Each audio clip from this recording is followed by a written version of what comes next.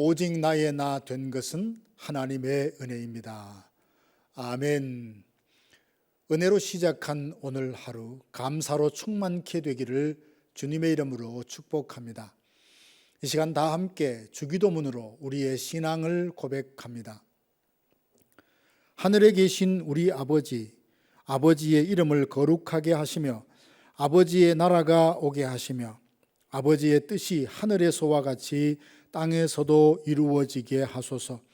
오늘 우리에게 일용할 양식을 주시고 우리가 우리에게 잘못한 사람을 용서하여 준 것 같이 우리 죄를 용서하여 주시고 우리를 시험에 빠지지 않게 하시고 악에서 구하소서. 나라와 권능과 영광이 영원히 아버지의 것입니다. 아멘.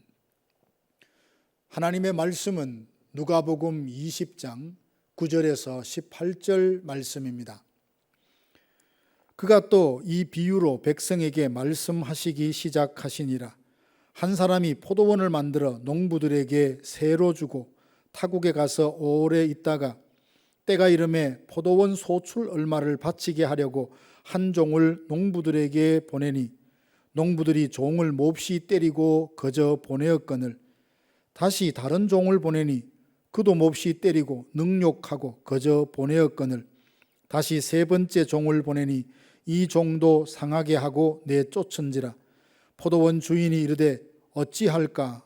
내 사랑하는 아들을 보내리니 그들이 혹 그는 존대하리라 하였더니 농부들이 그를 보고 서로 의논하여 이르되 이는 상속자니 죽이고 그 유산을 우리의 것으로 만들자 하고 포도원 밖에 내쫓아 죽였느니라.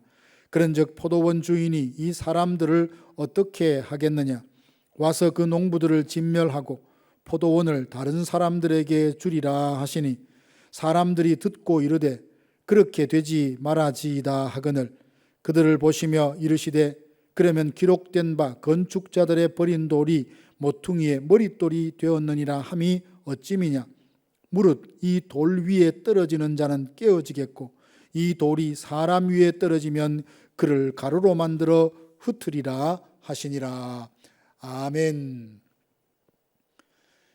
예수님 당시 종교 지도자들의 타락은 극에 달했습니다. 예수님이 누구신지 알아보지도 못할 뿐 아니라 예수님 주변을 맴돌며 어떻게 하든지 꼬투리를 잡아 고발하여 죽이려 합니다. 그러다 끝내 예수님을 십자가에 못 박았죠. 누가복음 20장에 보면 그들은 예수님께 권위에 대한 질문을 합니다. 대제사장은 아론과 레위 지파로부터 제사장의 지위를 물려받았고 서기관들은 당시 랍비로부터 수학을 하고 공식적으로 율법을 가르칠 수 있는 자격을 얻었습니다. 장로들은 공동체로부터 연륜과 경험을 인정받아 세워졌으니 그들은 정당한 권위와 권세를 가졌다라고 여겼습니다. 그런데 예수님은 어떻습니까? 나사렛 출신이었고 랍비들에게 제대로 배우지도 않았습니다.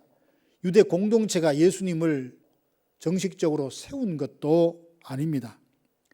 그럼에도 예수님은 서기관들이 율법을 가르칠 때에 그 율법을 재해석하시고 백성들에게 인기와 존경을 받는 그들을 향해서 회칠한 무덤 같다며 외식하는 자라 위선자라 화가 있을 것이라 책망하시니 그들은 마음이 몹시 상했을 것입니다. 예수님은 그들의 마음과 생각을 꿰뚫어 보시고 포도원 농부의 비유를 들려주십니다. 비유에 나오는 악한 포도원 농부는 당시 유대 종교 지도자들인 대제사장, 서기관, 장로들이었는데 비유를 들으면서 본인들도 자기들에게 하시는 말씀인 줄 알았습니다.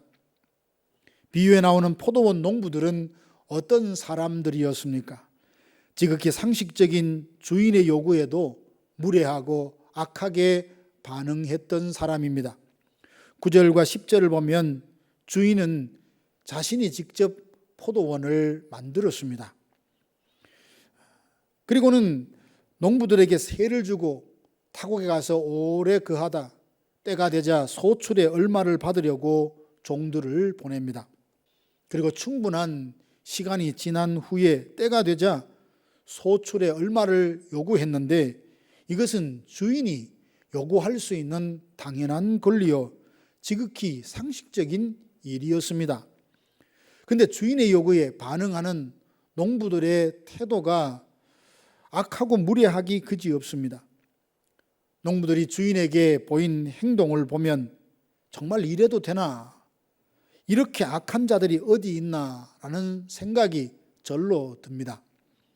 그들은 조상 때부터 하나님이 보내신 선지자들을 핍박하고 죽였습니다. 조상 때부터 하나님을 대적하더니 지금은 예수님을 대적합니다. 주인은 세를 준 농부들에게 정당한 몫을 요구했음에도 농부들은 악하고 무례하게 소출의 얼마를 주지 않고 아예 주인의 포도원을 빼앗으려고 합니다. 포도원 농부들은 자기의 행동의 결과가 어떠할지 전혀 염두에 두지 않았습니다. 주인이 소출의 얼마를 받기 위해 종들을 보냈지만 농부들은 주인의 종들을 때리거나 능욕하고 빈손으로 내쫓았습니다. 주인은 이제 고민이 깊어집니다. 이를 어찌하면 좋을까? 이 사람들을 어떻게 할까?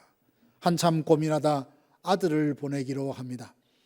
아들은 나의 상속자니 그들이 존대하리라 기대하고 보냅니다. 그런데 농부들의 반응이 더 기가 막힙니다. 14절 말씀 보면 농부들이 그를 보고 서로 의논하여 이르되 이는 상속자니 죽이고 그 유산을 우리의 것으로 만들자. 그들은 악한 일에 서로 공모하며 아들을 포도원 밖에 내쫓아 죽였습니다. 이런 행동을 보면 이제까지 농부들이 주인이 보낸 종들을 빈손으로 돌려보낸 의도가 무엇인지 고스란히 드러났습니다. 농부들은 주인이 요구하는 것이 부당해서가 아니라 주인의 포도원을 아예 빼앗으려고 하고 있습니다. 포도원 농부는 참으로 어리석기 짝이 없습니다. 그들은 자신의 행동이 앞으로 어떤 결과를 초래할지 전혀 염두에 두지 않았습니다. 주인이 이 사실을 알고 포도원 농부들을 향해 크게 진노합니다.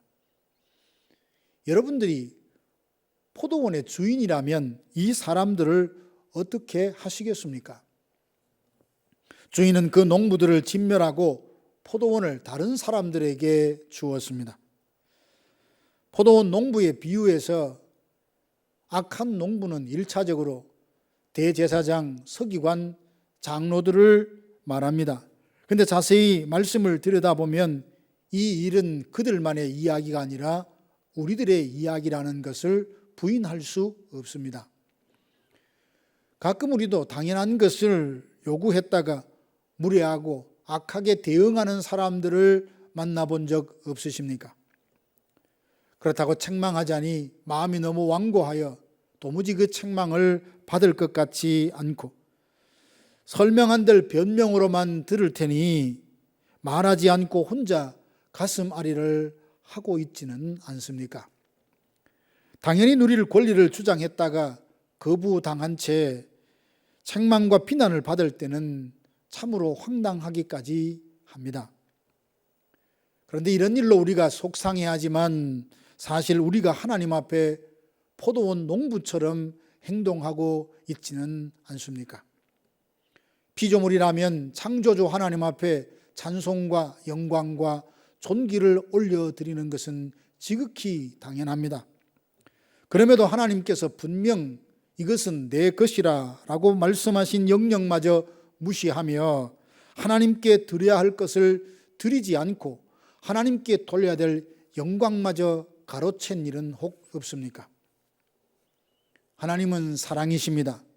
그렇지만 계속 악을 행하기만 한다면, 그 악행에서 돌이키지 않는다면 결과가 어떻게 될까요? 18절에 보면 예수님을 끝까지 대적한 자들은 돌 위에 떨어져 깨어지거나 돌이 그 위에 떨어져 가루가 되어 흩어버릴 것이라 하십니다. 사랑하는 성도 여러분, 포도원 농부의 비유를 묵상하면서 하나님께서 선물로 주신 이 하루를 우리는 어떻게 살아야겠습니까? 피조물과 하나님의 자녀로서 찬송받으시기에 합당하신 하나님 앞에 힘과 정성과 뜻을 다하여 모든 영광과 찬송과 존귀를 하나님께 올려드립시다. 내 사랑하는 아들은 존대하리라 했던 주인의 말은 하나님의 아들 예수 그리스도를 존귀히 여기라는 하나님의 기대를 그대로 반영하니 매 순간 우리의 말과 행동으로 예수님을 존귀케 해드리는 이 하루가 되기를 주님의 이름으로 축원합니다. 다 같이 기도하시겠습니다. 지금은 우리 구주 예수 그리스도의 은혜와 하나님 아버지의 크고 놀라우신 사랑하심과 성령의 위로교통 감화 충만케 하심이 포도원 농부의 비유를 통해서 우리 각자에게 주시는 주님의 음성을 듣고 그 말씀을 따라 하나님께 찬송이 되기로 다짐하고 하루를 시작하는 사랑하는 성도들 머리 위에 이제로부터 영원토록 함께 있을지어다. 아멘.